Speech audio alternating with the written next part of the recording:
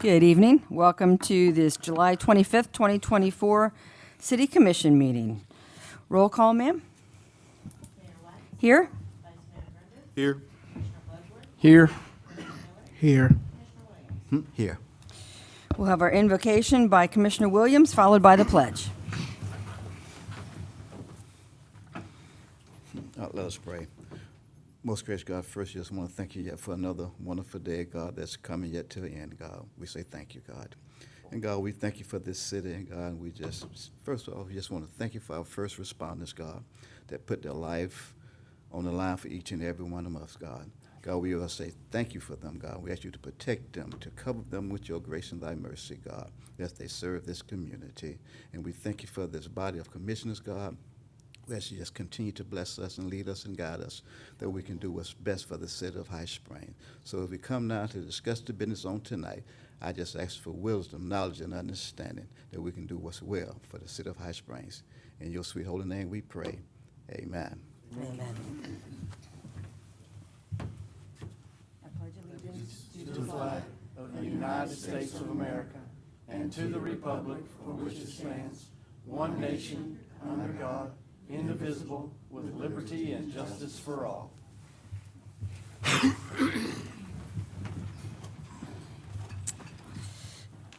All right, next on the agenda is approval of tonight's agenda, and we have one change, gentlemen.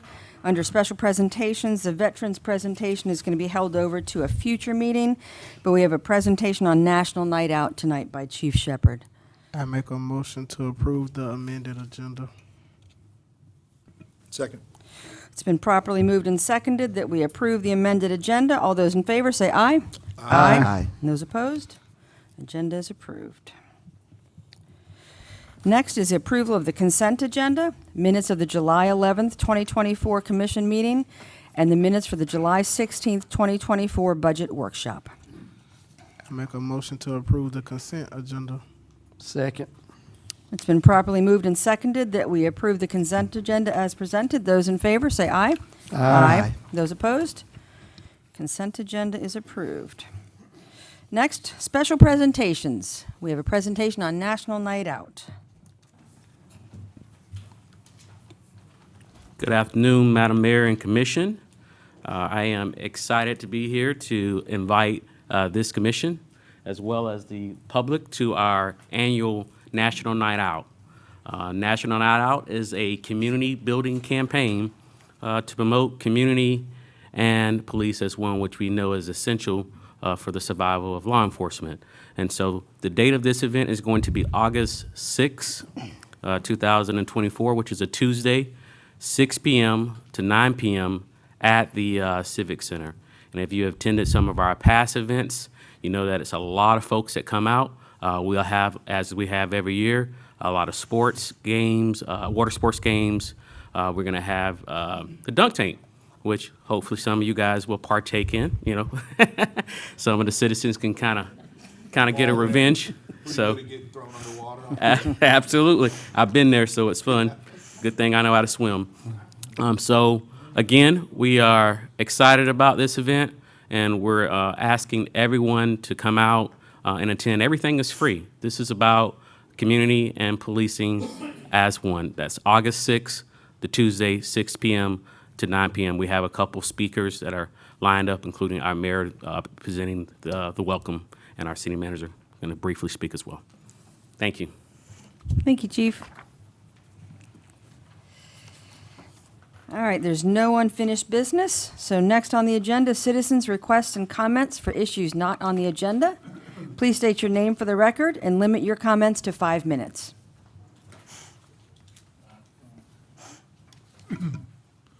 David Lynch. I was recently in downtown Jacksonville, and I saw some homeless people on the street, quite a few. But it's not as bad now as it used to be. They've made some progress in cleaning it up.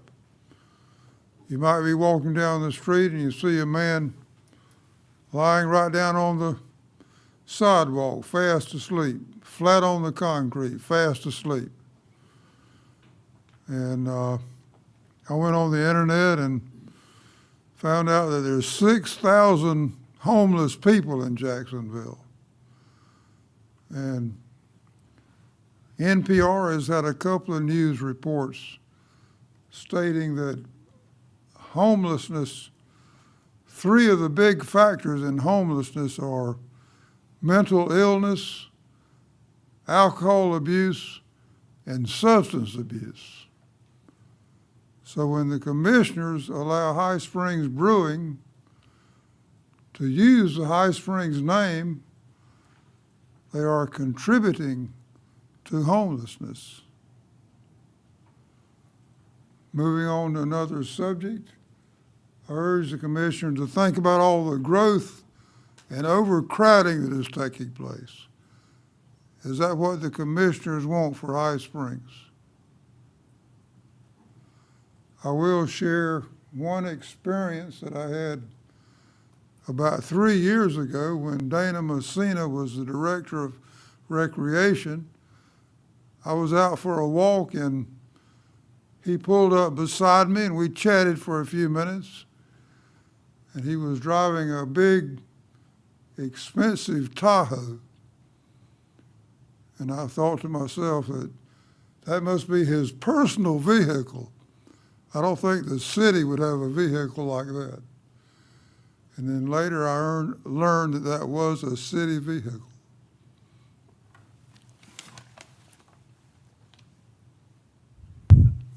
Thank you, sir. Anyone else?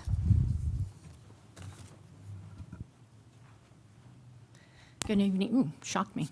Good evening, Mayor, Commissioners. I just have a question. I heard that the Christmas tree lighting is going to be moved. Is that correct from where it has been in the past? That is correct. We've always held it over on the CXX property. CXX contacted us and they wanted an astronomical amount of money to rent that. I think it was over $200,000 to rent the CXX property. And when we said no, they said we are not allowed to have any recreation, anything. We have to stay off that property. So we have to find a new spot. Our CRA director, we spoke today. She's putting together a committee with the Parks and Rec and Chamber of Commerce to talk about some areas we're suggesting. The area we're talking about the most is right here next to City Hall. So it'll be on the main street between here and the church. We had to find some other suitable options because the CXX property is no longer an option. I guess my concern in that is the businesses downtown may suffer, and I understand what you're saying as far as CSX, but I think somehow that's, if it can be, needs to be taken into account as to how that might affect the businesses downtown and moving it, because the restaurants and the other businesses generally stay open while that's going on. And the other thing is, and I'll ask our city clerk, but any correspondence from them where they've relayed that information. Okay, thank you. Thank you.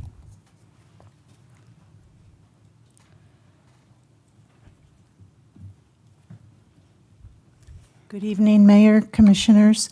Janet Evans. I'm so happy to hear you say, Mr. Marshall, that you were looking at the cost of that location. I also understand that you publicly eliminated the assistant city manager position. I say kudos to that too. When we look at our budget, one thing that I'd like to have people revisit is we're talking about two very large ticket items. One was for the technology component and the other was for our legal services. I understand that with the technology component, they looked at reducing that rate, and it was discussed that maybe we would revisit that when we looked at total numbers with the budget.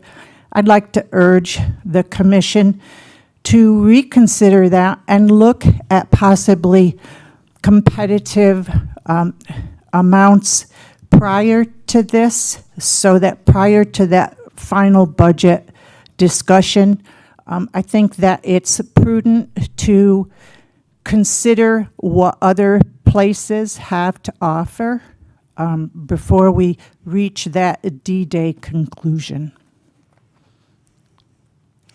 Mr. Marshall, correct me if I'm wrong, but I know that the IT services budget this year is substantially lower than it was last year. Is that correct? That's correct. So what we did with the IT budget is first, Emerald Data, because we're not doing last-minute projects, we're getting them involved ahead of the game, and they're not having to do so much last-minute work. They dropped their service charge by $60,000. They lowered what we paid them by 60 grand. And then what we did too is took the IT budget and to show what it actually costs departments to have IT support. For example, we use Springbrook and other softwares and the email and whatnot. We broke those up to the individual departments so we could show where the IT cost is going and how much. And, yeah. Thank you. Anybody else? All right, gentlemen, do you have any response? All right, moving on to new business. Discuss, consider, and act on Resolution 2024-H. Do you want to read this? Mayor, Resolution 2024-H, a resolution of the City of High Springs, Florida, relating to the provisions of fire services, facilities, and programs in the City of High Springs, Florida, establishing a rate of assessment, imposing fire services assessments against assessed property located within the City of High Springs for the fiscal year beginning October 1st, 2024, approving the assessment roll, providing for severability, providing for conflicts, and providing an effective date. The appropriate motion would be to pass Resolution 2024-H by title only. Thank you, sir. Chief Peters, do you have anything on this, or? No, the assessment's actually the same as it was last year, so Right. there's no change. Okay. Mr. Marshall, you have anything? Okay. Gentlemen? Actually, I do, Mayor, I'm sorry. Yes, sir. Keep in mind, when I presented the budget, I told you the fire department budget is not sustainable.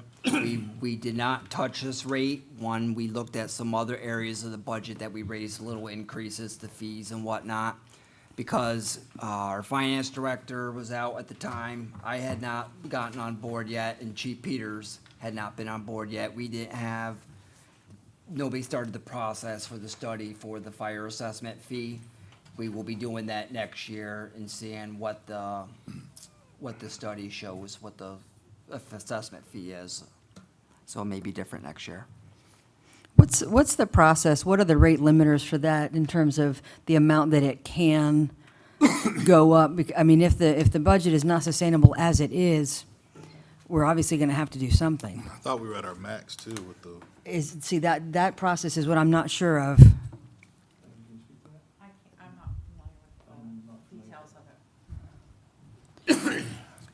I don't have the answer for that, Okay. but I will have you an answer for the next commission meeting. Okay, thank you. and let me know too I thought we were at our top of where we could go, but if we can find that out too. I do believe we might be at our max, but I'll get that information for you also.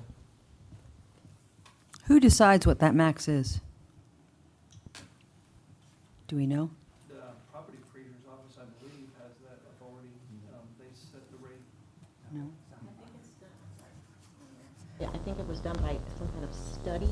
Okay. And the study determined that, and I believe we are at our max, because I believe they would have to come back and be doing a re-contract, and they'd have to come in and do another study for us to go above that rate. Okay. Because transferring general funds to the fire department is not sustainable, as we've determined. So can that study identify what the amount is appropriate per business, per household to sustain the fire department? Is that the goal? They take, so the way I understand it is the study comes in, it takes a look at all of that and takes all that into account before suggesting the rate. Okay. Okay. Will the new station down here on 235A being closer to High Springs have any kind of change in those rates since the county will be closer to High Springs? It will. So right now, we're in the middle of negotiations with the county for our fire services, where we go out into the county and the county comes into us. We do a lot of our calls go out into the county when they open that new fire station. That's gonna eliminate that side of town or the city for us really to go out, because they'll be the closest and they'll go out there. So we are working with the fire chief for the county on this renegotiating contract and our stance is trying to lessen the impact of the decreased revenue, because we're not gonna be going out into the county as much. We're trying to position ourselves better to absorb next year when that, because we're not gonna know how much it impacts us until we have probably a year's worth of data. So, the fire chief for the county, and this is before Chief Peters, started, but he's in agreement, is we're only going to do a one-year contract. So that way, we are not locked into anything for multiple years and then have the impact of the new station greatly impact our revenues and put us in a bad position. So everybody's in agreement, and the county is sensitive to it. So we will do a one-year contract, take a look at what the impact is, and have a better position for the next negotiation. Okay, thank you. Sir. Do we know the cost of doing a study? Good question. It's $8,000. 8,000? And I'll just add real quick, so the company that does it for most of the municipalities around us, and they take all the property appraisers' data for all the property values around us, and that's one of the big sides of it. And the other side is all the fire expenses. So you can only recover expenses related to putting out fires or managing fires with the fire assessment. So with EMS calls, you can't use those expenses as recoverable under the fire assessment. So those go back into your other sources of revenue. So it's a great deal of work. They have a huge database and software that they handle it. So it's definitely something that we have to have a third party do. We just don't have the staff and technology to do it right now. I mean, it's not, I don't know how complicated it is, but it's a huge database with all that data, and they update it every year for us, in addition to the input from our side on the expense side. So it's quite an undertaking. So $8,000 or $10,000 is actually pretty reasonable for the amount of work that goes into it. We wouldn't be able to replicate it for that. I like the idea of having an independent third party doing something like that anyway. Absolutely. You know. And it's, like you said, it's pretty standard fare for most fire departments. Okay. Any other questions, comments, gentlemen? Any questions or comments from the audience? Hi, we're new to the city of High Springs. Come on up, tell us your name first. Magda Gonzalez, and we're new to the city of High Springs, so what does this entitle in general for the fire department?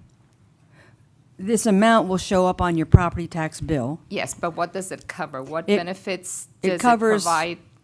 As I understood from what the finance director just said, it covers any kind of fire response Okay, it in does not- general to the whole to the city. community? To the city of High Springs, yes, ma'am. Okay, Yes. thank you.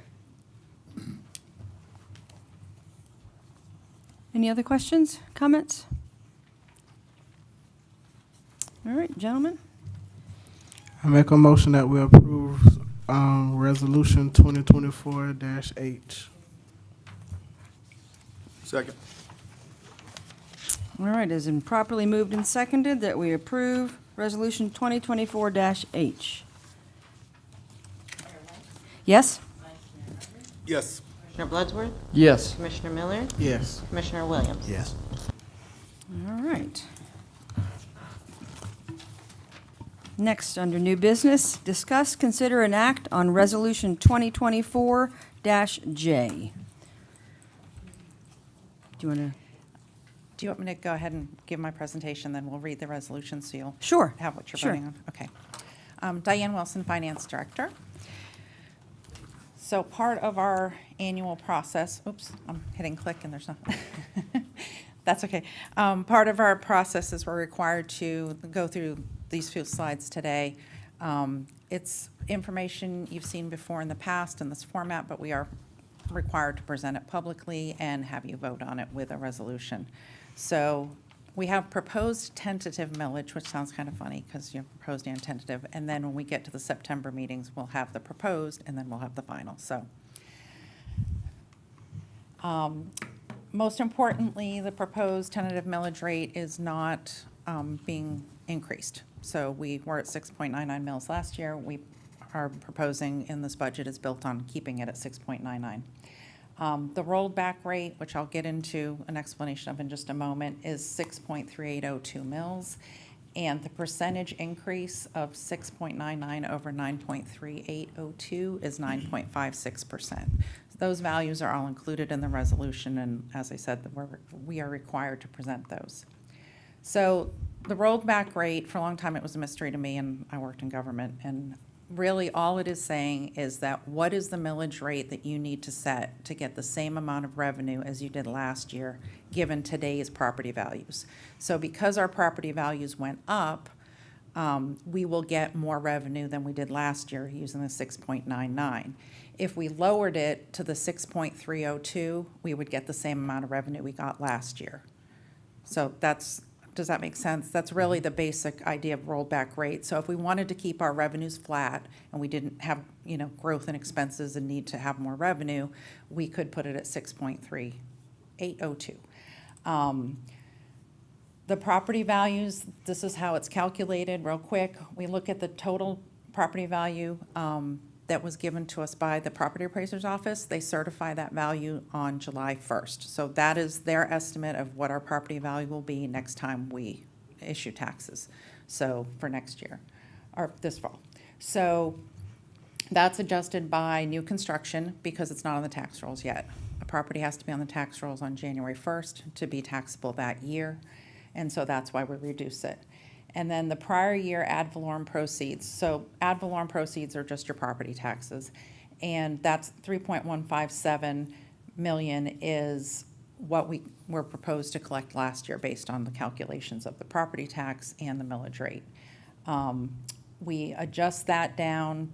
We take the TIF portion out, so the CRA taxes come out of that property value, and we get to the 6.3802. The other values on there, if we wanted to go above and beyond what we're doing now, what would we have to have for a vote? Do we have to have a majority vote, or do we have to have a 2/3 vote? So the maximum that we would be allowed under statute with all the numbers that we have would be 11.0303, which obviously we're not going to do.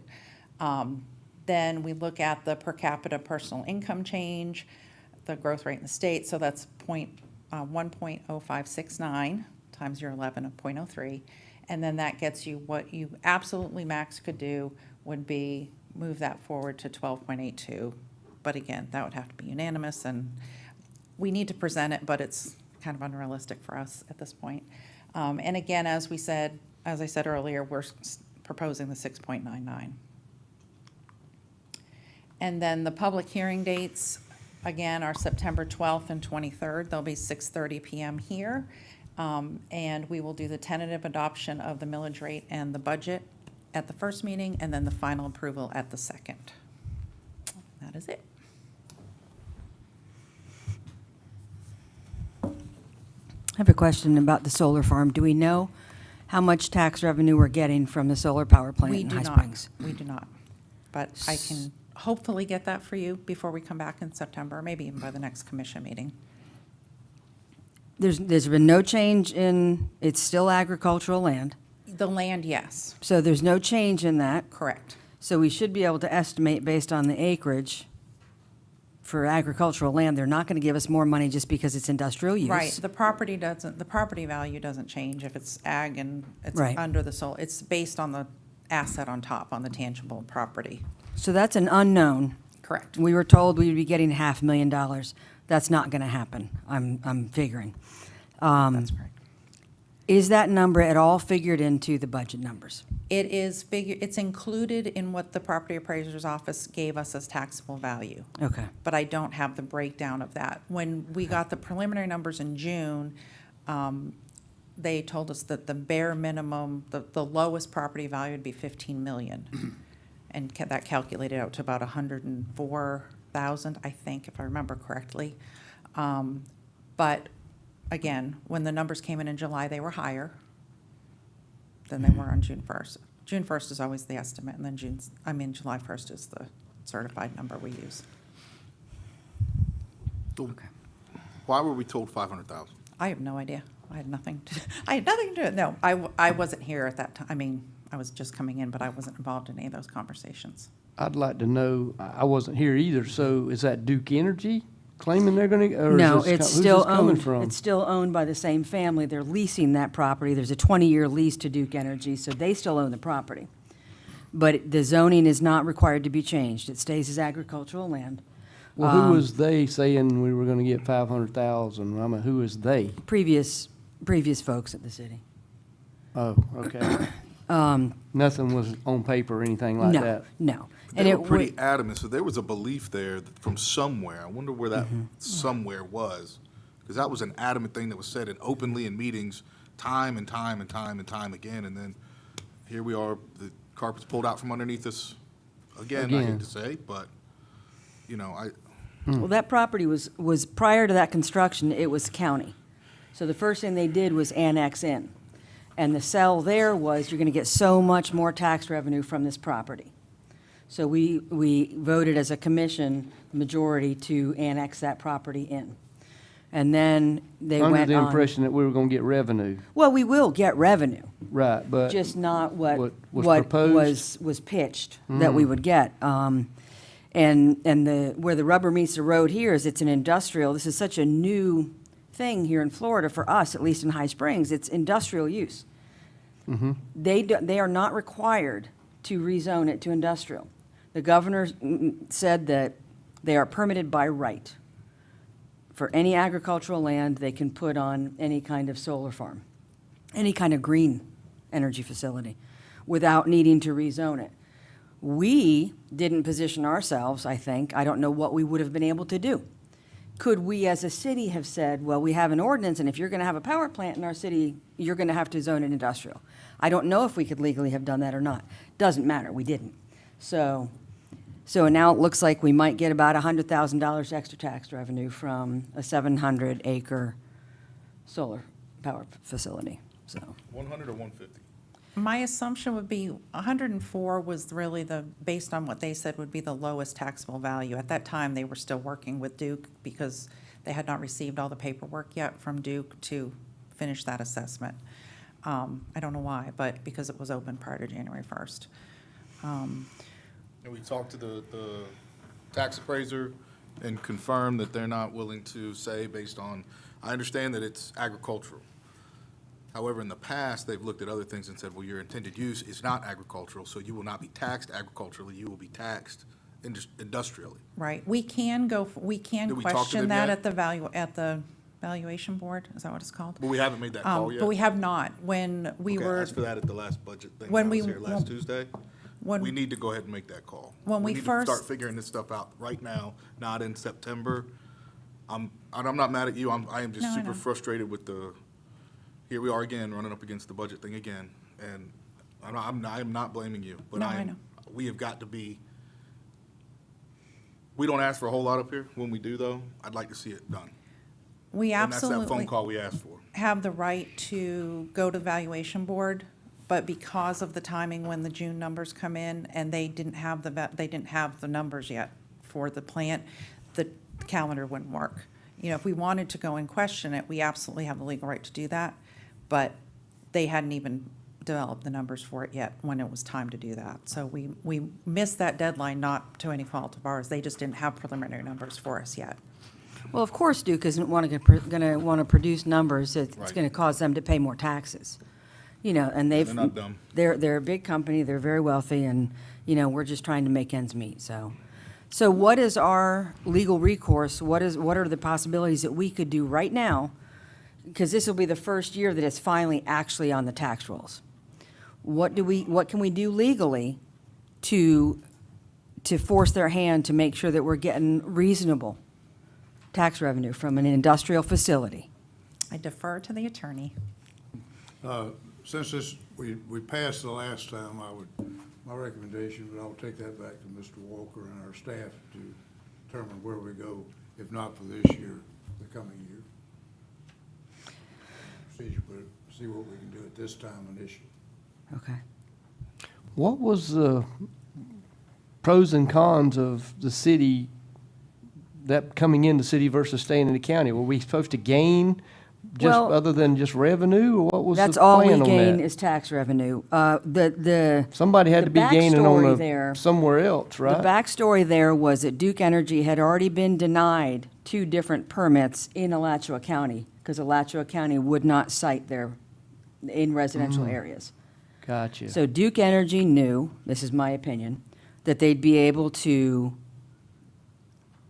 convince a city instead of trying to go for number 3 request and potential denial. Ken Cornell was on record that solar farms do not belong in residential neighborhoods. Well, it's in a residential neighborhood now. So Duke did not want to have to fight Alachua County again. So they brought their proposal. This is going to bring you guys so much more money. You need to annex this property in. It's going to be great for everybody. And we still haven't gotten any tax revenue from it, so. So I guess we don't have legal ramifications, or I guess nothing was on paper, or you're gonna be guaranteed so much revenue from this by being annexed in? No, I don't think they could have done that, but what we're talking about in terms of going to the valuation board is, I don't know legally what we could have done in the process of construction and permitting. It would have been then that we should have said, it's zoned agricultural, but we as a city are going to have an ordinance or whatever legal process to tax you at an industrial rate. We didn't get ahead of that. And I don't know legally how we could have. It was probably a selling point on having the rezoning that the taxes were going to increase, and everybody took that for granted. Right. Probably how it came down. Right. Yeah. Okay. So with that additional, let's just say, let's lowball it at 100,000. We've gotten rid of a number of leased vehicles. We've eliminated a number of, we're not refilling positions through attrition, and we're just, Kevin is wearing 7 hats now instead of 5, and everybody's filling in more roles. With all of that attrition and constriction on the budget, we're still saying that we've got to raise people's taxes by 9.5% if we keep the millage rate at 6.99. No, ma'am, I didn't explain that well. 6.99 is no change. What will happen is it depends on the property value of your home. Right. The millage rate won't change. To your point, yes, if the property value went up by 9.56%, then they would have 9.56% increase to their total dollars paid, but the millage rate is not going to increase. Well, I mean, with the rollback rate is 9.56% less than the Right. proposed, keeping the millage rate the same. Yep. That would automatically infer that we're going to be paying Right. more. That is correct. So, Yep. okay.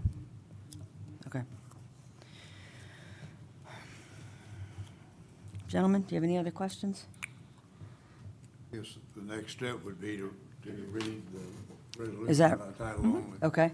I'll tell you this, I won't vote to keep the millage rate at 6.99. I said last year when we raised it to 6.99, it'd be a 1-year thing.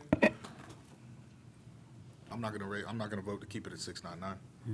It's gotta come down, it's gotta come down some, and I know that's tough, and people at the city are not wanting to hear that, and I've had, me and the city manager, to his credit, have had some heated conversations about it, and very respectful though, and I think we agree to disagree. I know he's trying to make it work, but it's gotta come down. Well, at this stage, we're simply setting a not-to-exceed number. That's So we're not correct. setting the millage rate No, I tonight, know, but I'm saying I want that out on record early, that way Yeah. everybody knows where I stand now, and I stand in the same place I stood when I raised it to 6.99, or voted to raise it to 6.99, and that I'm standing by what I said back then. I will not stand by keeping it at 6.99. I just want that out on the record now.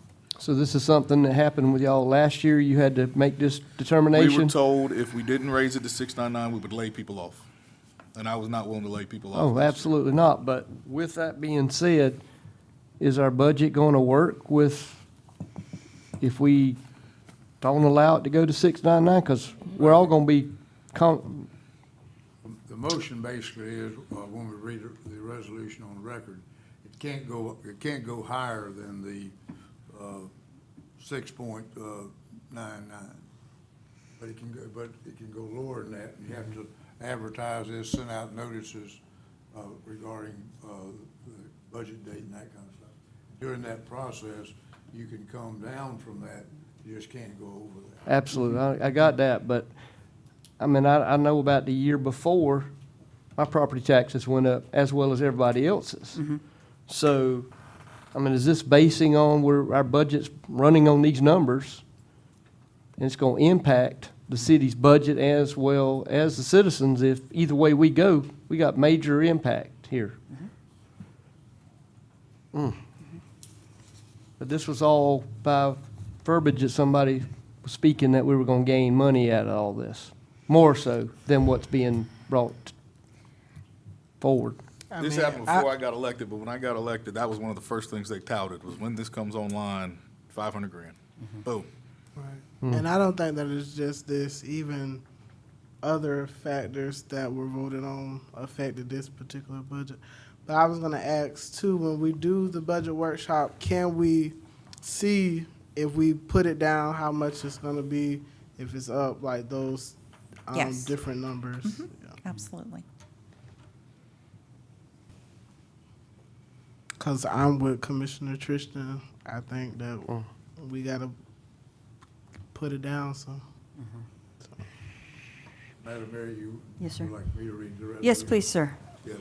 Resolution number 2024J, a resolution of the City Commission of the City of High Springs, Florida, relating to the levy of general municipal purposes ad valorem taxes for the year 2024-2025 fiscal year, beginning October 1st, 2024, and ending September 30th, 2025, establishing a proposed millage rate, computing the rollback rate, setting a public hearing, providing for notice to Alachua County property appraiser, and providing an immediate effective date. The appropriate motion would be to pass resolution number 2024-J by title only. Thank you, sir. Any other questions, gentlemen? Any comments or questions from the audience?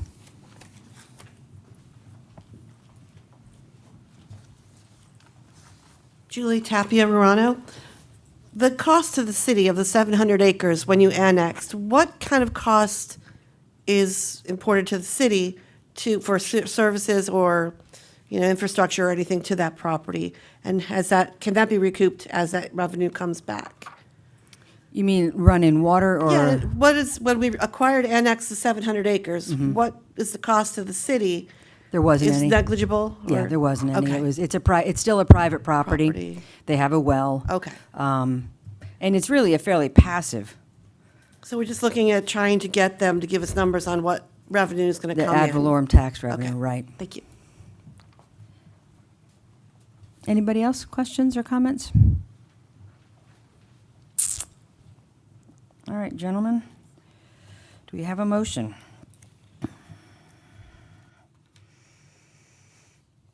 I make a motion that we approve resolution 2024-J. Second. And just for clarification, this is a not-to-exceed number. This doesn't mean we're setting the millage rate right now. This is just, it can't go higher. So, Yes. Commissioner Bloodsworth? Yes. Commissioner Miller? Yes. Commissioner Williams? Yes. Mayor White? yes. All right. Next on the agenda, discuss, consider, and act on RFP for code enforcement services. So in previous meetings, we talked about out-of-the-box thinking on what we're gonna do to cut some costs, and staff came up with doing an RFP for code enforcement services, so we put it out. We had 3 responses. There's one that's, you'll see 2 of them for 750 and one for 500. That 500 if we provide a vehicle, speaking with him, we told him we're not gonna provide a vehicle, he's gonna be raising that to $750. Talked to all three, did an interview with all three to see what they're gonna bring to the table and whatnot, and staff is recommending, Williden. Williden is a company out of Orlando, and they provide a lot of municipal services to different municipalities in Florida. I think they have the most training, the most support. If somebody gets sick or goes out, they're gonna have another replacement there. They're very willing to work with the city on what we need. We have a bunch of code enforcement, complaints stacking up, because we have not had code enforcement, and they're willing to come in and help.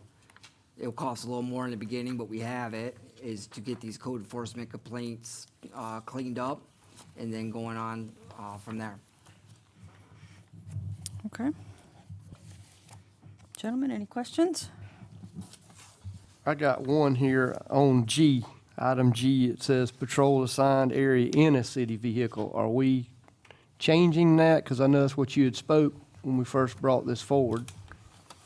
So the way I worded the RFP, it's completely on me. I worded it very misleading, didn't mean to. That's on me. I spoke with all three respondents about that, letting them know that that was my mistake and there will not be a city vehicle. All three are okay with it.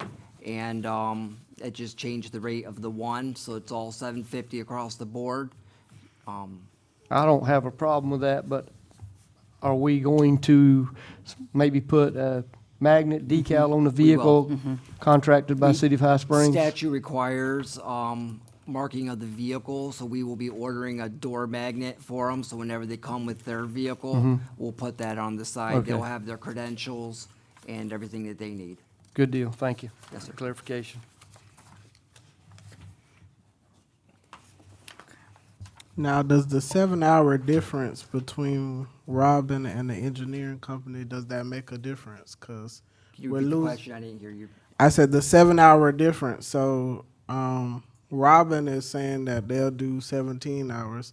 The one that you are recommending is 10 hours. Is that 7 hours going to be a difference? Because you already said we're backed up with reports. Do we need that extra 7 hours so that we can catch up on reports quicker? We can get the additional 7 hours from the respondent that I recommend. Again, it's up to you which one you choose. But if They we will- get the other 7 hours, they're going to charge more money.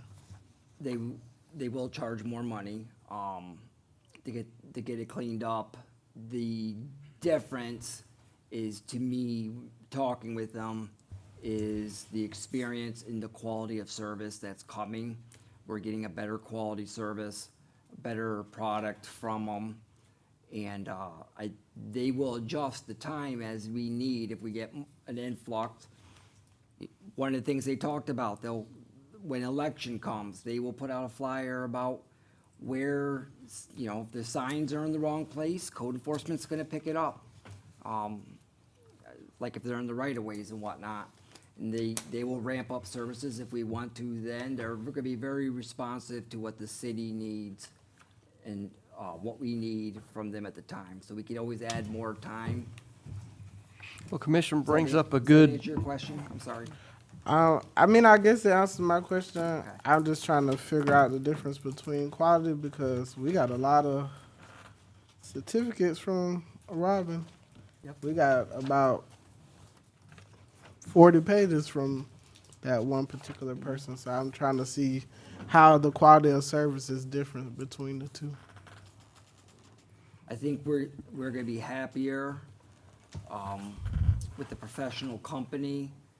Talking to the other two respondents, one knows how to read code very well, doesn't understand the enforcement, the actual code enforcement, didn't have the experience, training, or just talking, the knowledge that we need as a code enforcement officer. The other respondent, My one other question before you finish. If we choose the company, also, we may get different people every time, right? no, we're gonna have a dedicated consultant that will come out. If that person goes on vacation, gets sick or whatever, the company will put out a substitute to come out, but I'll be working with the same principal the whole time. Okay.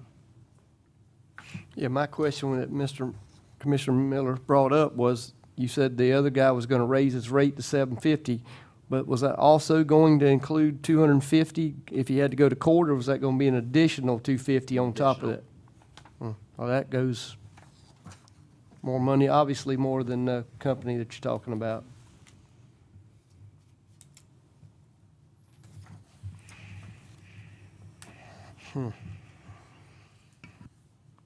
And you interviewed all three of these? All three. Okay. And your recommendation is Wilden Engineering? My recommendation, and talking with staff, that is our recommendation. Okay. All three of them could do an adequate job. I just think we will get more professional services from this company. They provide over 100 municipalities. They provide various services too. It will be noted that they're all over. They're in Georgia and whatnot. Code enforcement in Florida is a new service they're offering, but they've had the immense training that the staff has gone through to understand the Florida statute. Do they already service some municipalities in the state of Florida now? Not for code enforcement. They do. So we're gonna be there for planning. first? We will. We're gonna be the first for any one of these three respondents for a contract like this. And what would would we sign a one-year contract? We will do a one-year contract. So again, we had a code enforcement officer, we've had too many backups, and we had to do something quick. This also saves us a lot of money from not having to hire an employee, benefits, and a vehicle. So this will save us the money for this year. We'll see how it works. If it's not adequate, we'll come back and revisit. Do we put out another RFP, or do we hire an internal person? We'll look at that, but we'll give them a year to see what they can do. So this will be billed lump sum regardless? Excuse me? This will be billed lump sum. This $750, is this per week? The $750 Or is that per month? is a week. Per week. And they'll bill us once a month lump sum for the entire? There's not going to be any other costs? They're not going to be hitting us for expenses for gas and mileage and whatnot? Okay. Unless we add more hours. If we add more hours, it will be a rate, so like in the beginning, if we need them to work an additional 5 hours, all three of them will be rated at $75 an hour. So in the beginning, we will probably use them for more than the 10 hours to get these code complaints caught up. And then we'll go back down to the 10 hours, but all three applicants, or all three respondents, will be set at the rate at about $75 an hour. The only one that's different is the one that you brought up. If he has to go to a special magistrate hearing, that would be $250. So we're looking at $3,000 a month, roughly $36,000 a year. I think we budgeted $39,000. It would cost us 3 times that much to hire an employee with benefits. It would. Okay.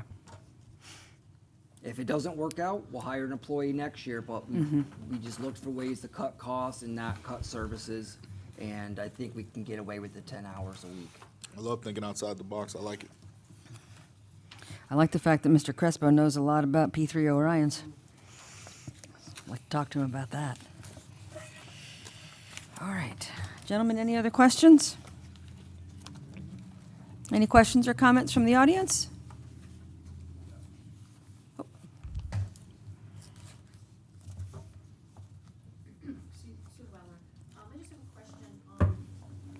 The special magistrate part of this, is that still going on? Do we have a special magistrate at this point? We do not. We currently have an RFP that's open right now. It closes in about 2 weeks, I think, roughly Okay. 2 weeks. We need a special magistrate for 2 reasons. We need it for the code enforcement contested, and now that we have the the school zone speed cameras, if somebody contests that, it will go to the special magistrate. So even if you took code enforcement out of it, we still have to have a special magistrate to cover the speed zone cameras. That's a requirement. So we have an RFP, and we're hoping to get respondents for Okay, that. because we did have one, and I just didn't know if we still had one. We so- don't. Okay, thank you. Yes, ma'am. What is the requirements for that particular position? Is it a lawman background, of law enforcement? Attorney. Attorney. Okay. So our attorneys don't handle that. That's totally separate. Correct. Okay. Any other questions? We had one. He had his hand up, but the, I just want to introduce myself. I am Come on. Robin Crespo. oh, P3 Orion. I'm P3 Orion. Okay. Just to put a face to the resident. Excuse me.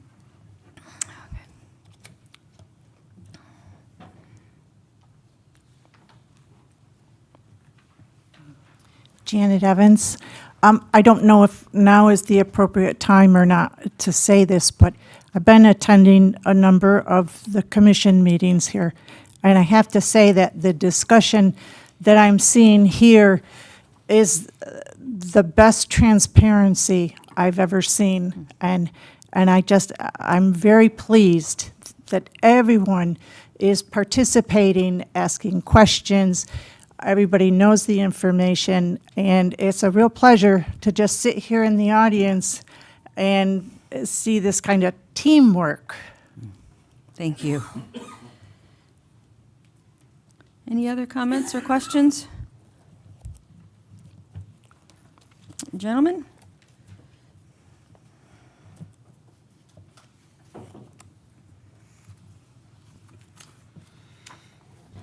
I'll have to say, this is a hard decision to make. I liked your background, liked everything. I like the local person here. I know him personally. I'm going to have to go by with what city manager and the staff go by, because that's definitely not something we're going to be having our hands involved in too much. All three applicants would do an adequate job. Absolutely, I They feel would like all that. do a good job. I agree. That's the same thing I was thinking. So is that a motion and a second to, do we have a motion and a second? I'll make a motion. I'll to second it. That we, Accept the Weldon. okay. All right, it has been properly moved and seconded that the RFP for code enforcement services be awarded to staff recommendations, Wilden Engineering. All those in favor, say aye. Aye. Those opposed? All right. New business item number 4, discuss, consider, and act on declaring inoperable meters as surplus. So we have, when your meters are dead and they can't be rebuilt, or can't be fixed, we just junk them. They're junk. They've been collecting up and collecting up and collecting up, and we had a gentleman come into City Hall and says, I will buy all your dead meters that are just sitting there for $7,000. And we're not doing anything with them. He's gonna scrap them, is what he's gonna do. So it's just a shot in the arm. Indeed. Gentlemen, any questions? Yeah. Yeah, you can have our job. Any comments or questions from the audience? You want anything else? We got some other stuff. Especially if you're gonna pay for it. Yeah, Yeah. you got cash. We got some stuff. We'll sell some stuff. Man, junk is another man's treasure. Absolutely. You betcha. All right, no questions or comments from the audience on our surplus meters? I'll make a motion, Mayor, that we sell the water meters, the inoperable ones. Second. All right, it has been properly moved and seconded that we declare the inoperable meters as surplus. All those in favor, say aye. Aye. Those opposed? All right. Mr. Folds, we're happy to have you. Do you have any attorney report or update? All the other city attorneys in our office are at a convention down in Naples this weekend, and hopefully they're gonna come back with answers to the questions y'all brought up. Okay. And I will report to them. Thank you, sir. Mr. Marshall? So my city manager's report. So first, the High Springs Police Department has been awarded 2 grants that will significantly enhance their capabilities. The burn grant was $18,000, which will empower them with advanced investigative technology and law enforcement equipment. The second grant was from the Florida Department of Law Enforcement, which will allow them to provide additional ballistic vests for the first responders. Each vest costs about $1,500 and require replacement every 5 years. The fire department just had their health ALS inspection last Thursday, and chief came over. He said that we went through it flying colors. The inspector commented how organized and everything, and wished that we could teach other cities how to do it. We did real well on it. Good job. Reminder, the Florida League of Cities 2024 Annual Conference is in Hollywood, Florida, and will be held August 15th through the 17th. The Alachua League of Cities wants a list of attendees by Monday. So if you would like to attend, get a hold of Ashley. She will take care of all your travel arrangements and take care of that. CRA manager wanted to give kudos to the mowing and beautification crew, which is Wayne, Ron, and Jeff. They're out all the time watering these plants and flowers, and this time of year, that's a hard battle. So they've been out in that heat doing it. It looks great. A few commission meetings ago, you asked for a water and wastewater sampling RFP. I've called around to other cities. Other cities don't do it like that. They contract in a different way. So there's no scope of work or anything for me to work off of, since it was the mayor's,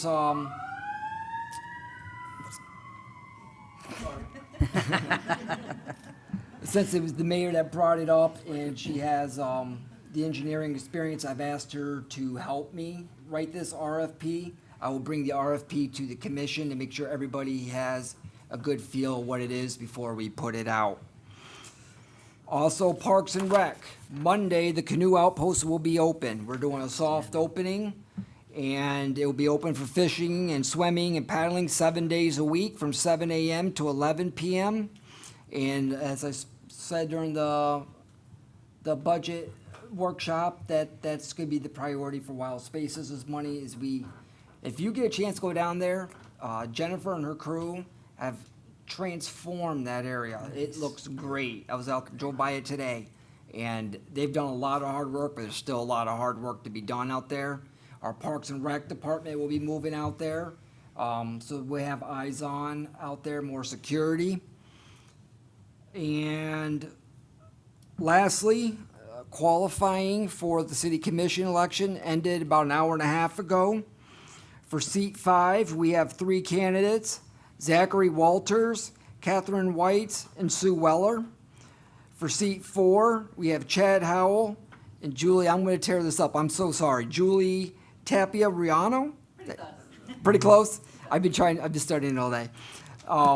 So those are your candidates for the city commission. Next meeting, either next meeting or the meeting after, I wanted to get your feel on this. We have this old pumper at the fire department. Sits outside, it's deteriorating, they cannot use it, dash doesn't work, lights don't work, seatbelts don't work. It's no longer useful. We called around, it's only worth maybe about $5,000 to $7,000. That's all it's worth. We could scrap it and get that. However, over at the Santa Fe College, they teach firefighting operations, and they need a pumper. They're willing to buy it for $3,500.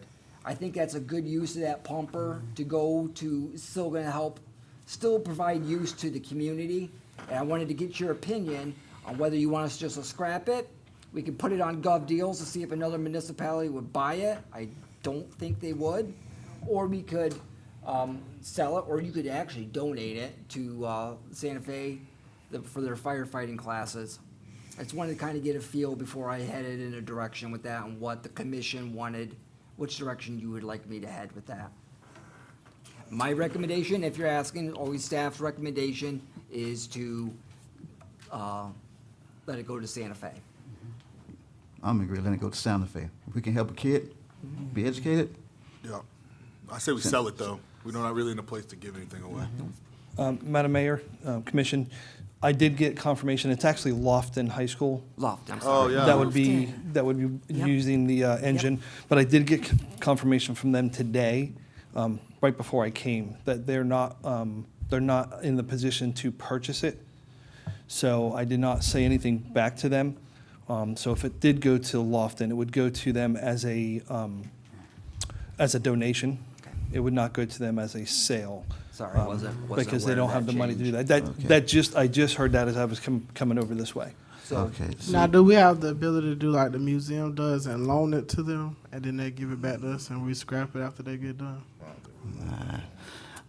we could do that. We could. I think that's a lot more work than what a $3,500 pumper would be worth. Could we do in the heart of doing the right thing, but knowing the situation we're in, could we list it? And if we don't get any takers, then donate it? We could. Good. We could. We could put it on Gov. It sounds like we're probably not gonna get the money for it anyway.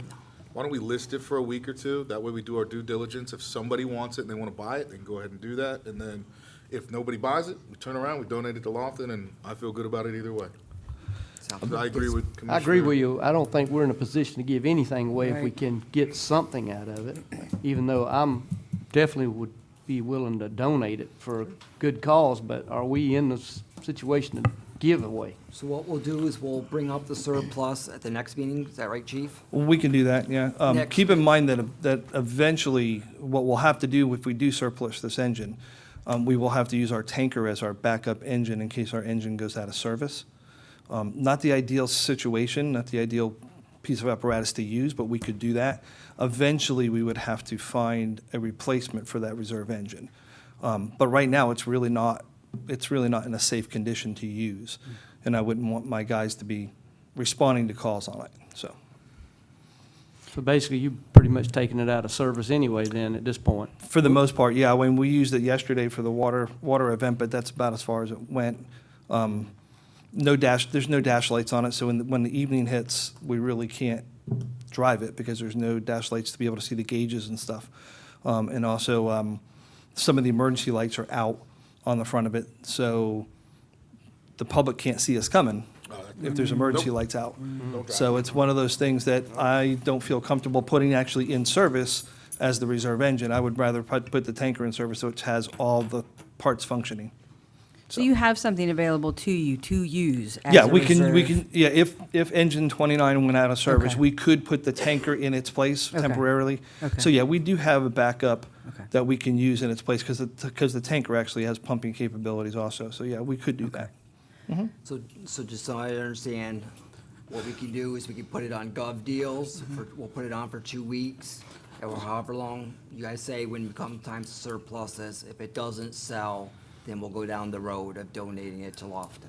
Okay, Do I let me, understand? before you do it, let me check in a second, 'cause I sit on that committee for the Texas Institute, through the school board. Let me sit down and talk with Sharon and see what's the deal on See if they that. got a little something. If they got something. maybe sure the they can school- find a They can little make them find $3,500, because I'm telling you something, it's a good program. Yeah, it's a great Yeah. program. It's a great program, and I want to tell everybody, some people think Lawton is Oh, it's a great school. a wonderful school, a school at that.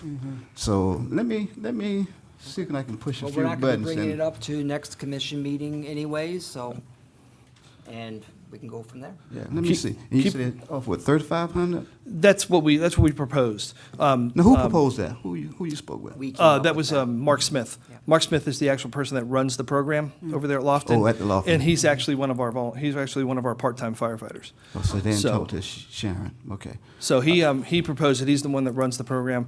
Keep in mind, though, that we did donate one of our other engines to Lofton at one time. Yes, So we they did. do have another one of our engines over there. Yes. The thought process for me is they're building future firefighters. And if they see High Springs on that, maybe that's where they might want to come work one day. So. Yeah. No, I'm with it. Yeah. What you mean? And that's all I have for my manager's report. Thank you. Thank you, sir. Commissioner Bloodsworth? Yes, I'd like to address something that Mr. Lynch had brought up, and he might not be aware of, at least one of them. The Tahoes and the AT4s are leaving this town. So city manager's making effort to cut the cost of those vehicles. I know we already talked about the trucks for the chief and for Kevin there, so yes, changes are coming. So wanted you to be aware of that. Thank you, sir. Commissioner Miller? All right, my employee of the week is Miss Brittany LaVivers. I think I said her name right. She works downstairs at the desk. Every time you go there, she is always smiling and she takes care of you really good. my other announcement is the Chamber, in partnership with Spirit of Excellence, is hosting a back-to-school giveaway on Sunday, August the 11th at 4 p.m. at the High Springs Museum. We're going to do free backpack supplies and free haircuts. The event is sponsored by the Latour County's Children's Trust. All right. Commissioner Williams? I got a couple of things. For the Flugger League Conference, I recommend to you two guys, take advantage of that. You can learn what city government is all about, and you can make a network with other people. Some problem that you may face, you might can hook with somebody else to find out what they did. And you never try to reinvent the wheel, because somebody done went through it before. So I recommend it very highly, if you would take that, go to that training, that conference. It's a lot to be learned down there. And also, I got a question. Was y'all aware that there was a High Springs Inn? Huh? Inn. Are you aware there was a High Springs Inn? Y'all know where it's located at? In Alachua. Figure that one out for me now. Saw that. So I'm assuming that the new owners stay here in High Springs? Maybe. We should check it out. The hotel? Check it out and see if they own it. That's all I have. Thank you, sir. I don't have anything, but Commissioner Williams, if they need to raise money for Lofton to buy that, I pledge the first 500. Okay, Oh, that'd be nice. thank you. That's really nice. And maybe we can talk to the Children's Trust. They might can help. Yeah. The other funding. Well, I'm thinking the school board has a whole lot bigger budget than we do. So I think Commissioner Williams may be able to make some magic happen over there. I'm hoping. If not, we can, I know their principal pretty well. We could tag team him. We could. I want to say good luck to the High Springs Playhouse. The curtain went up not too long ago for their opening night on their, I'm looking forward to seeing them next week, and I'm sure it's going to be phenomenal. I wanted to give a shout out to the Youth Council that they, the chair and the vice chair spent $623.10 of their $650 allotted budget to buy supplies for the National Night Out. They did a great job. They were very, very engaged, and I was super proud of them. And I wanted to bring up a letter about that was brought to my attention, particularly about me upholding the integrity of my reasons for changing my decision on some of the recommendations by the Charter Review. We've got a couple of the members here. And I guess just my overall process there was all of the recommendations that came to the commission. I did go to all of the meetings except one, as is pointed out here. And I thought that it was only respectful to bring everything that the Charter Review Board brought to us and see it as a comprehensive document. Going through the iterations, I mean, it is an iterative process. Just, you know, to be able to respect the process doesn't mean you have to necessarily accept all of the outcome. So it wasn't, I don't think that there was any malice. There was certainly no malicious intent on my part. I think that we did a pretty good job as a governing body, bringing forth some of it now, holding back some of it for next year, hoping that all of the items will get the attention that they deserve, because it's been a long time since we updated our charter, and it's long overdue. And I just didn't want anybody to think that I didn't have great respect for that process. And the last thing I wanted to know is, do we have any plans for when we're going to be rescheduling the CDD workshop? When we talked about it, it was supposed to be August. It's supposed to be August. I sent an email to, I think it was Danielle from Mr. Folds' office, to follow up on it, to figure out when everybody can get together. We're shooting for the end of August, because we don't want to get into September. We have budget hearings and whatnot in September. There's enough going on. So I sent an email yesterday. As Mr. Folds says, the attorney's at a conference. I don't expect to get a response till Monday or Tuesday. Okay. But we are pushing for the CDD workshop for August. Okay, and that would be with the plan board, with all 10 of us, as well as. A lot of people to coordinate Sure, to try to get sure. into a workshop. Yeah, okay, Danielle will be in the office on Monday if you could call her. okay. Thank you, sir. Commissioner Williams, not hearing your name for seat number 4 is a new day. Mm-hmm. Not hearing your name as a qualifier for seat number 4. You've been an integral part of this governing body for a long time. Yes, I And, had hair when I first started. So, thank you. You're welcome. All right, gentlemen, I'll entertain a motion to adjourn. All right, we are.